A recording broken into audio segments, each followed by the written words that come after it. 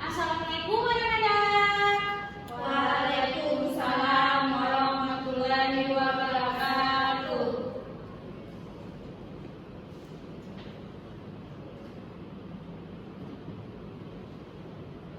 Selamat pagi anak-anak.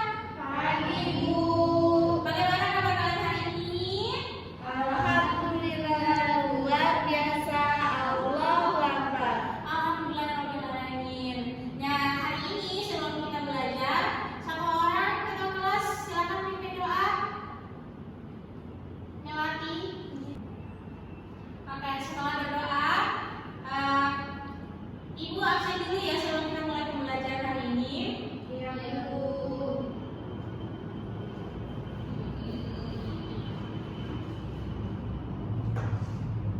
Ayu, Hadir Bu.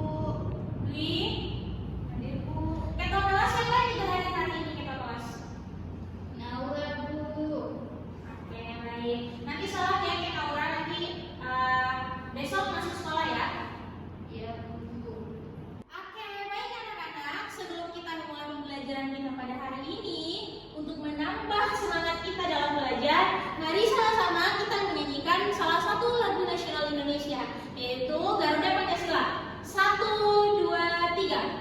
Garuda Pancasila, akulah pendukungmu, patriot proklamasi, sedia berkorban untukmu.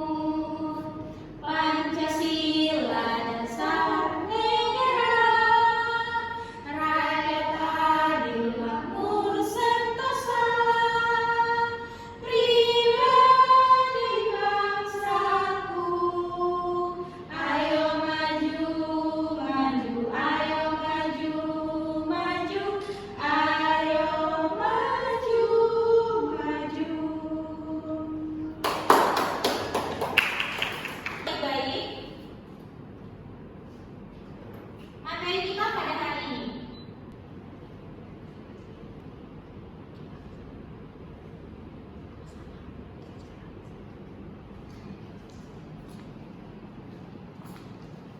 Anak-anak, hari ini kita akan belajar tentang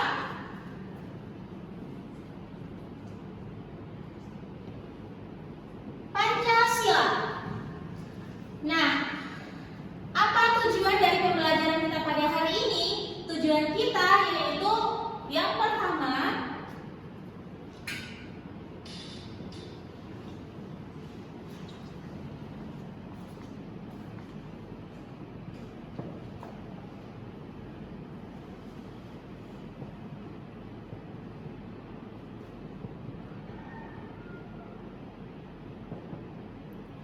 mengenal bunyi dan sila Pancasila. Yang kedua yaitu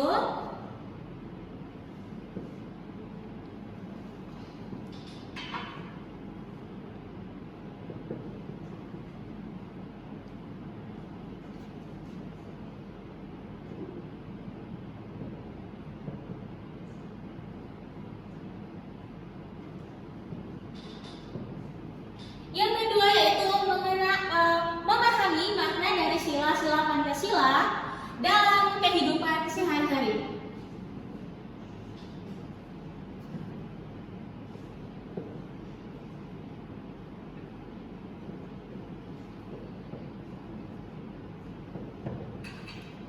Nah, untuk itu,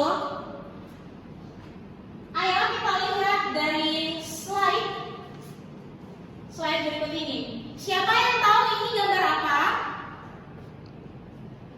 Pancasila Bu. Oke, nah di dalam Pancasila itu ada perisai.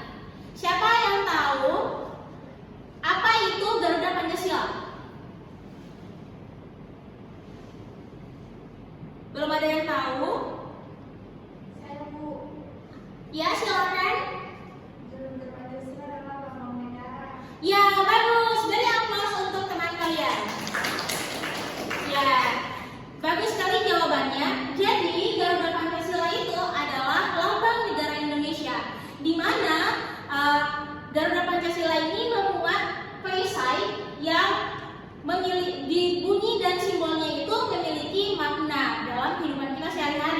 yang mempersatukan perbedaan-perbedaan bangsa kita, bangsa negara Indonesia. Kita lanjut. Ada 5 bunyi dan simbol dari Pancasila. Siapa yang tahu simbol yang pertama itu apa? Nah, jadi ada 5 simbol. Yang pertama yaitu bintang, di mana bintang ini memiliki bunyi yakni ketuhanan yang Maha Esa. Yang kedua yaitu gambar apa di depan yang kedua, anak-anak? Ya, bagus sekali. Jadi lambang simbol sila yang kedua yaitu rantai emas, di mana bunyi dari silanya yakni kemanusiaan yang adil dan beradab. Lalu ada poin yang ketiga. Poin yang ketiga itu memiliki simbol pohon beringin, di mana bunyinya ini adalah persatuan Indonesia. Lalu poin yang keempat itu memiliki simbol yaitu kepala banteng, di mana bunyi simbolnya yaitu kerakyatan yang dipimpin oleh hikmat kebijaksanaan dalam permusyawaratan perwakilan. Ada lagi nih poin yang kelima. Nah, poin yang kelima ini dilambangi dengan gambar apa di depannya? Padi dan kapas, di mana bunyinya yaitu keadilan sosial bagi seluruh rakyat Indonesia. Asal anak-anak tahu bahwa di dalam simbol dan juga bunyi sila Pancasila ini memiliki makna yang sangat besar. Apa sih itu makna yang pertama? Makna yang pertama ketuhanan yang Maha Esa, di mana di setiap negara, terutama di negara Indonesia ini, itu memiliki perbedaan kita yang memiliki banyak sekali perbedaan dari sukunya, bahasanya, dan juga agama. Nah, makna dari sila yang pertama ini yaitu diberikan kebebasan untuk memeluk agamanya masing-masing. Siapa yang tahu agama yang ada di Indonesia? Yang pertama ada agama Islam. Yang kedua ada agama Kristen. Ketiga ada agama Katolik. Selanjutnya lagi dan ada satu agama apa? Agama Konghucu. Bagus, beri aplaus kepada teman Anda. Nah, jadi dengan adanya perbedaan ini kita harus saling menghargai.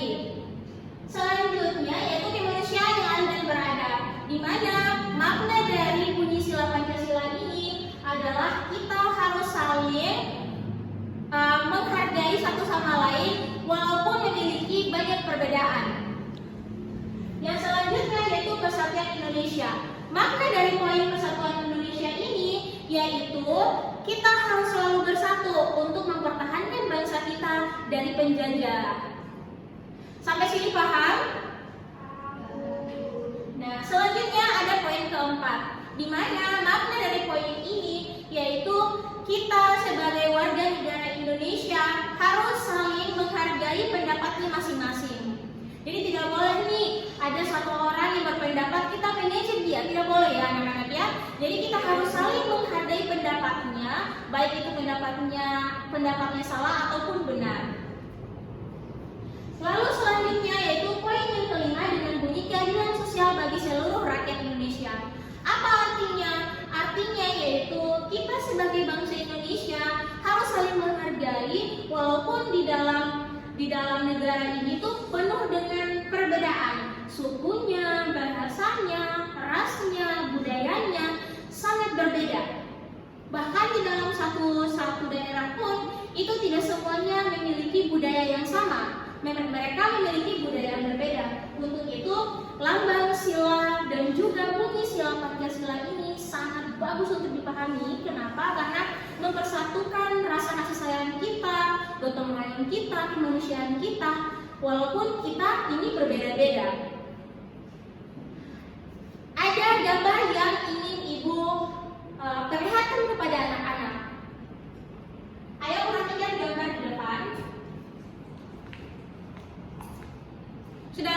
gambar di depan? Ya, Ibu. Apa gambar di depan ini? Coba siapa? Gambar di depan menunjukkan Orang lagi sholat. wah. Tepuk tangan untuk teman kita. Jadi anak-anak, gambar di depan ini menunjukkan bahwa ada macam-macam cara beribadah di Indonesia. Perlu kita ketahui seperti yang di awal tadi Ibu bilang bahwa di Indonesia ini memiliki banyak pemeluk agama, baik itu Kristen, Islam, Buddha, Konghucu, dan lain-lain. Selanjutnya anak-anak, selain dari penerapan sila pertama, ada juga sila kedua, di mana sila kedua ini memiliki makna yaitu kita sesama umat yang berbangsa, yang bernegara itu harus saling menjaga, saling menolong satu sama lain. Walaupun teman kita ini orangnya orang miskin atau orang kaya, tidak memandang bulu, tidak memandang batas mana kalian, tapi kita harus saling menolong sama umat. Selanjutnya adalah sila yang ketiga, di mana sila yang ketiga ini adalah persatuan Indonesia, yang dimana untuk mempersatukan Indonesia yang memiliki keanekaragaman yang sangat banyak, kita harus saling bersatu untuk mempertahankan ketahanan negara kita. Lalu poin yang keempat, di sila yang keempat ini memiliki makna. Apa maknanya? Maknanya yaitu kita sebagai warga negara itu harus memutuskan sesuatu dengan musyawarah, dengan pendapat bersama, dengan kesepakatan bersama. Selanjutnya poin yang kelima yaitu kita harus saling menghargai satu sama lain. Kita harus saling menghargai, baik dia itu adik, kakak, nenek, kakek, kita harus saling menghargai satu sama lain. Apakah sampai di sini anak-anak sudah memahami makna dari sila-sila Pancasila? Sudah, Ibu. Wah, baik. Pemahaman anak-anak sungguh cepat sekali ya. Selanjutnya, coba semua orang baca soal cerita di atas. Coba semua orang kata kelas boleh. Siti dan teman-temannya diundang menghadiri acara syukuran di rumah Udin. Di sana banyak makanan. Di meja sebelah kiri ada ayam goreng, sate ayam, dan ikan bakar. Di meja sebelah kanan terlihat ada rendang dan soto ayam. Wah, Siti dan teman-temannya bingung memilihnya. Semua terlihat enak. Beni mulai berjalan mengambil 10 tusuk sate ayam, 2 rendang, dan sepotong ikan bakar. Siti mengambil 3 tusuk sate, dan Edo mengingatkan Beni agar mengambil makanan secukupnya saja. Nah, ada pertanyaannya anak-anak. Sila berapa yang tidak mencerminkan sikap Beni? Sila keberapa? Iya, silakan Nak. Sila kelima. Wah, tepuk tangan. Coba jelaskan sedikit kenapa sih sila kelima itu yang menggambarkan sikapnya Beni ini? Karena Beni mengambil 10 tusuk sate, sedangkan Siti hanya mengambil 3 tusuk sate. Berarti Beni tidak bersikap adil dan sikap Beni tidak saling menghargai satu sama lain. Wah, tepuk tangan. Benar sekali. Jadi, anak-anak, cerita di depan ini menggambarkan bahwa si Beni ini tidak mencerminkan sikap sila Pancasila yang kelima.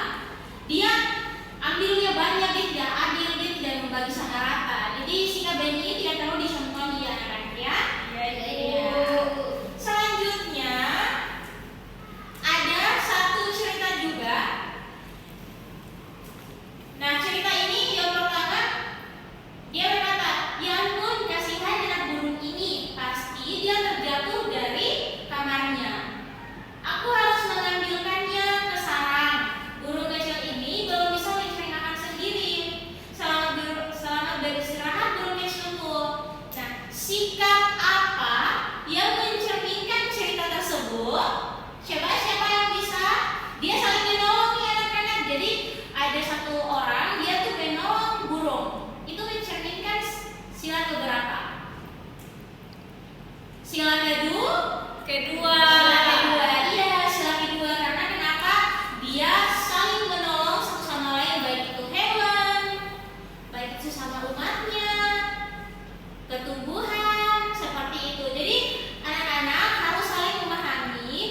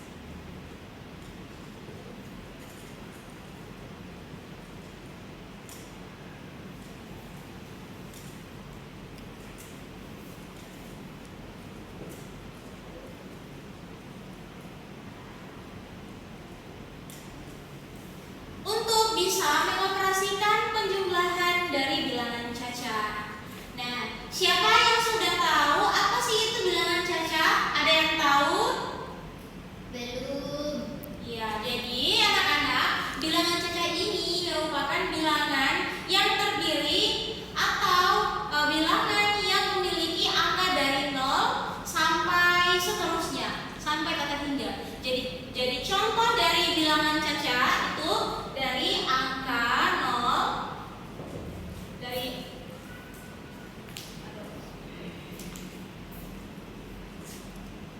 contoh dari bilangan caca itu dari angka 0, 1, selanjutnya 2, 3, 4, 5, sampai seterusnya 6, 7, 8, 9, 10 hingga pokoknya kata hingga ya. Nah, lalu apa sih yang dimaksud dengan bilangan desimal? Nah, bilangan desimal ini berbeda dengan bilangan caca. Bilangan desimal itu terdiri dari bilangan yang memiliki koma di antaranya. Nah, contoh dari bilangan desimal ini yakni contohnya, siapa yang tahu contohnya? Ada yang memiliki koma. Ya tahu Ibu. Nah, contohnya itu 0,5. Apa lagi? Oh, berarti 0,1. Oh, 0,1. Iya, apa lagi? 0,3. 0,3, 1,5. Apa lagi ya? 3,2. Dan beberapa angka-angka yang memiliki tanda koma di antaranya. Bisa 2 bilangan di belakang koma, bisa 3, bisa 4. Pokoknya yang memiliki koma itu berarti disebut dengan bilangan Desimal. ya. Oke anak-anak, jadi ada video yang menjelaskan tentang bilangan caca dan juga bilangan desimal. Ayo kita simak video berikut ini.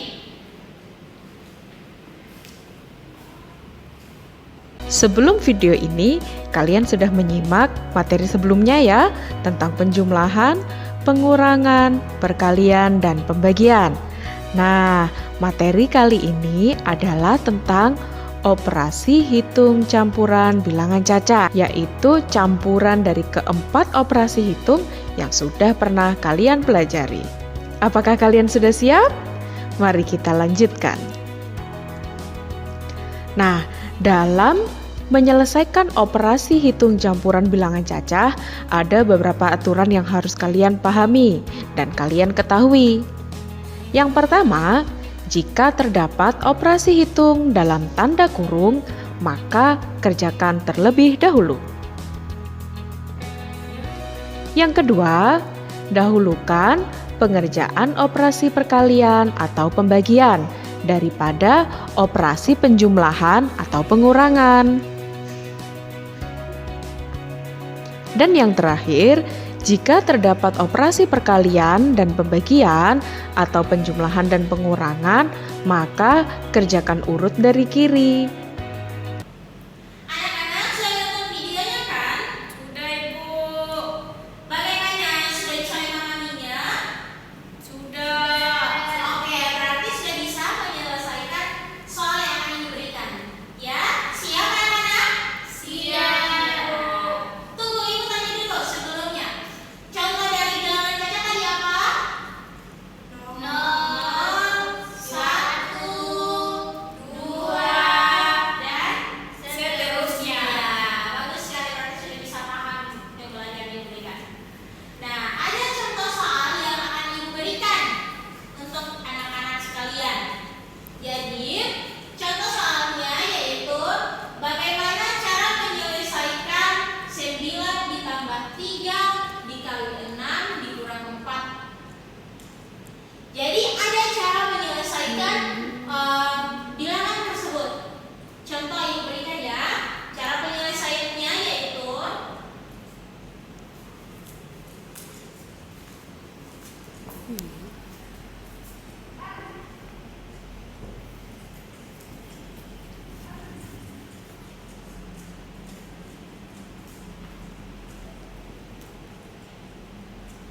sembilan ditambah 3 dikali berapa? 6. Dikali 6 dikurang 4. Bagaimana cara menyelesaikannya? Cara menyelesaikan penjumlahan ini, kita harus memilah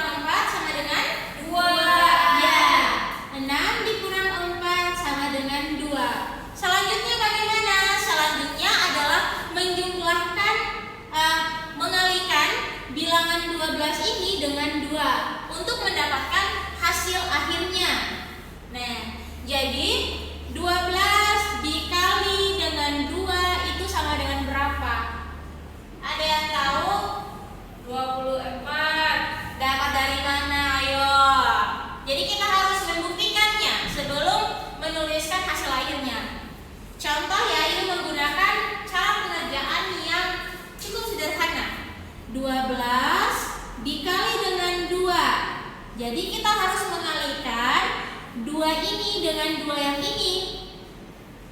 Penyebut dan pembilangnya dulu dikalikan. 2 dikali 2 sama dengan 4. Terus setelah mengalikan 2 dan ini, 2 yang di atas, maka langkah selanjutnya adalah mengalikan 2 dengan 1.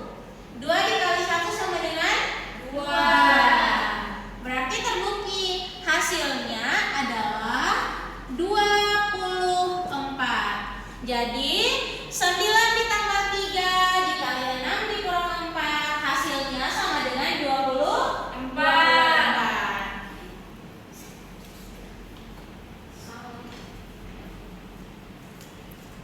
Oke anak-anak, karena sudah bisa memahami penjumlahan ini, ada satu latihan soal yang akan Ibu berikan, yaitu latihan soal cerita.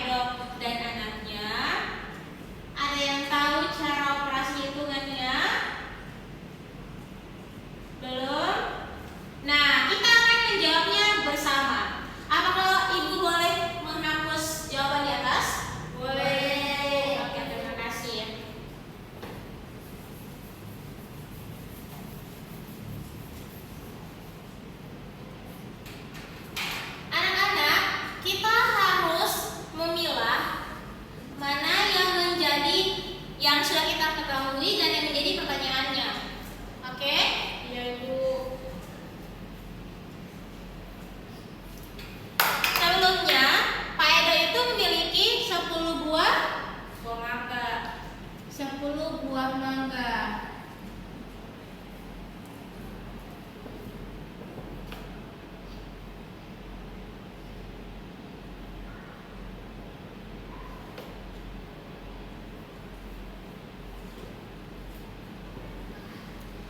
Nah, setelah Pak Edo memiliki buah mangga sebanyak 10, dia kembali lagi 2 buah mangga.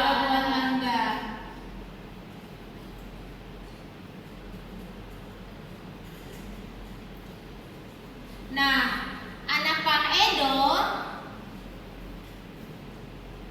memetik buah mangga sebanyak 6 buah.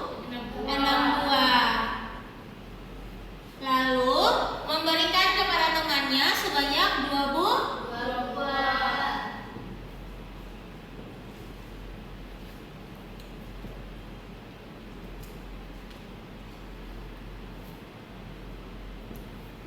Penyelesaiannya sama dengan soal yang pertama, yaitu 10 ditambah dengan 2 dikali dengan berapa? Dengan 6, lalu dikurangi dengan 2. Sebelumnya apa yang ditanyakan tadi? Ditanyakan berapa keseluruhan berapa keseluruhan buah mangga.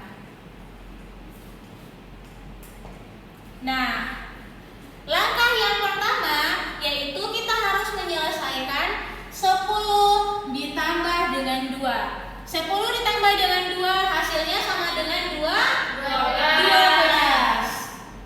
Setelah itu kita gunakan operasi perkalian, lalu kita menyelesaikan angka 6 dikurangi dengan angka 2. 6 dikurangi 2 sama dengan 4.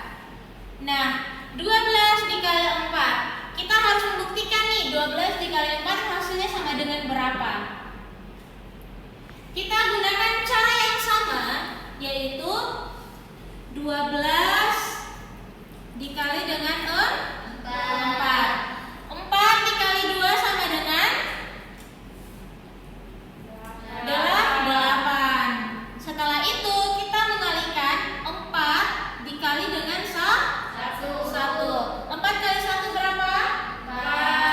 4. Maka hasilnya adalah 48.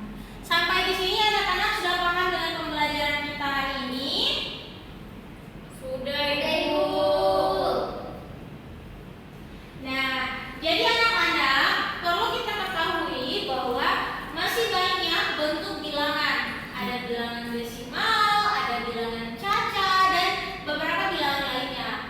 Nah, jadi anak-anak harus belajar membedakan mana bilangan caca dan juga mana bilangan desimal. Ketua kelas, coba Ibu tanya, salah satu contoh dari bilangan desimal itu apa? Contohnya angka apa? 0,5 Ibu. Nah, 0,5. Kalau temannya yang di samping namanya siapa? Dewi, Bu. Dewi tahu contoh bilangan desimal tadi apa yang Ibu sampaikan? Salah satunya 1,5. Oke, baik. Jadi Ibu rasa anak-anak sudah dapat memahami pembelajaran kita pada hari ini, dan semoga pembelajaran kita pada hari ini bisa bermanfaat bagi adik-adik sekalian. Jadi pulang di rumah harus pelajari kembali apa yang kita pelajarkan hari ini, dan besoknya nanti kita akan mengulang kembali pembelajaran kita